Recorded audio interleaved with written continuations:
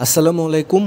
আজকে আমি total quality ম্যানেজমেন্টের কন্ট্রোল চার্টের আরেকটা প্রবলেম নিয়ে কথা বলবো, যেখানে প্রায় 200 গার্মেন্টস প্রোডাক্ট থেকে 12টা স্যাম্পল নিয়ে সেই সব স্যাম্পলের ডিফেক্টস থেকে কোন কোন স্যাম্পলের ডিফেক্টগুলো আউট অফ কন্ট্রোল এবং সেই আউট অফ কন্ট্রোল স্যাম্পলটাকে বাদ দিয়ে লটসের ডিফেক্টের পার্সেন্টেজ কত, এই ব্যাপারটা ম্যাথমেটিক্যাল ওয়েতে আমি বোঝার চেষ্টা করব। তো আমি যদি ম্যাথে চলে আসি, যে দেখতে পাচ্ছি যে এখানে প্রায় 200 গার্মেন্টস লট দেওয়া আছে এবং ওই লট থেকে 12টা স্যাম্পল নেওয়া হয়েছে এবং প্রত্যেকটা স্যাম্পলের নাম্বার অফ ডিফেক্ট দেওয়া আছে। যেমন 1 নম্বর স্যাম্পলের ডিফেক্ট 2 নম্বরের স্যাম্পলের ডিফেক্ট 4টা, 3 নম্বরের 2টা। এখানে ইন্টারেস্টিং ব্যাপার হলো লিমিট অফ কনফিডেন্স এখানে 3 সিগমা। আগে ছিল ওই কনফিডেন্সের ব্যাপারে, যেখানে আমরা পার্সেন্টেজ মানে জেড টেবিল থেকে একটা পার্সেন্টেজ থেকে আমরা একটা ভ্যালু বের করছি। এখানে আমাদের সে জায়গায় 3 সিগমা দিয়ে আমরা ইউজ করে ম্যাথটা কমপ্লিট করব। তো আমি যদি এখন ম্যাথে যাই, প্রথমে আমরা 6 সিগমার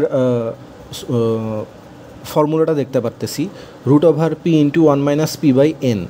তো আমাদের পির ভ্যালু বের করতে হবে। তো পির ভ্যালু বের করার ফর্মুলা হলো p = defect by lot size গুণন স্যাম্পল সাইজ। তো ডিফেক্ট হলো সবগুলো ডিফেক্ট, নাম্বার অফ ডিফেক্ট যদি আমি ক্যালকুলেশন করি, সাম করি, সেক্ষেত্রে আমাদের হয় 46, আর লট সাইজ 200 এবং স্যাম্পল সাইজ হলো 12। তো ক্যালকুলেশন করে আমরা পেয়ে গেলাম 0.0191।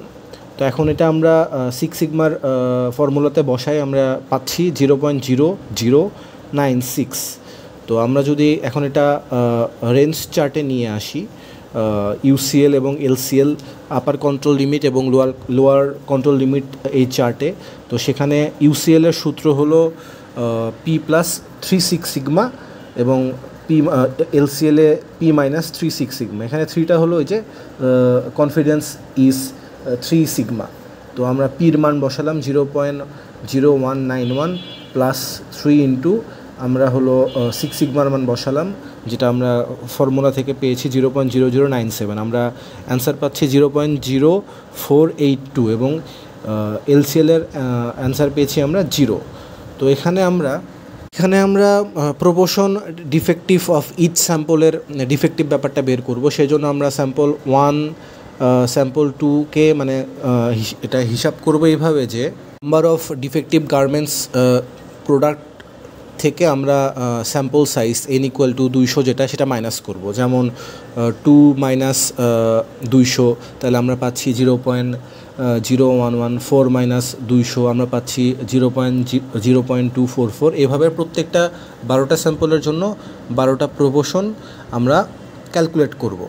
আমাদের রেঞ্জ চার্ট থেকে দেখতে পাই যে আমাদের রেঞ্জ হইতে হবে 0 থেকে 0.0482। প্রপোর্শন থেকে আমরা দেখতে পারতেছি যে আমাদের রেঞ্জের মধ্যে স্যাম্পল 5টা আউট অফ কন্ট্রোল, মানে 0.0650 রেঞ্জের মধ্যে নাই। তো যেহেতু প্রসেস আউট অফ লিমিট মানে আউট অফ কন্ট্রোল এবং স্যাম্পল 5টা আউট অফ কন্ট্রোল, সেজন্য আমাদের স্যাম্পল 5কে বাদ দিয়ে কাজ করতে হবে। তো আমাদের এখানে আবার লট সাইজ 200, তো স্যাম্পল 5 যদি আমি বাদ দিই, 12 থেকে একটা স্যাম্পল বাদ দিলাম, তাহলে 11টা স্যাম্পল নিয়ে আমাদের কাজ করতে হবে। এবং আমরা আমাদের p = defects by lot size গুণন স্যাম্পল সাইজ। তো আমাদের ডিফেক্টে স্যাম্পল 5-এর যে ডিফেক্টস ছিল 13টা, তো 46 থেকে আমরা 13 বাদ দিলে 33 হইতেছে। আমরা ক্যালকুলেশন করে পাচ্ছি 0.015। তো এটা যদি আমরা 6 সিগমাতে বসাই পির মান 6 সিগমার ফর্মুলাতে, তাহলে আমরা পেয়ে যাচ্ছি হলো 0.085। তো এখন আমরা যদি আবার রেঞ্জ চার্টে দেখি ইউসিএল এবং এলসিএলে, ইউসিএলের ক্ষেত্রে p+36 সিগমা 6p, সেই ক্ষেত্রে সিগমা পি তো সেই ক্ষেত্রে 0.015 গুণন 3 ইন্টু 0.0085 আমরা পেয়ে যাচ্ছি 0.0400 এবং এলসিএলে আমরা এটা অ্যান্সার পাচ্ছি 0। তো স্যাম্পল 5টাকে যদি আমরা লট থেকে বাদ দেই, তাহলে আমাদের ডিফেক্টের পার্সেন্টেজ হবে হলো 4.04।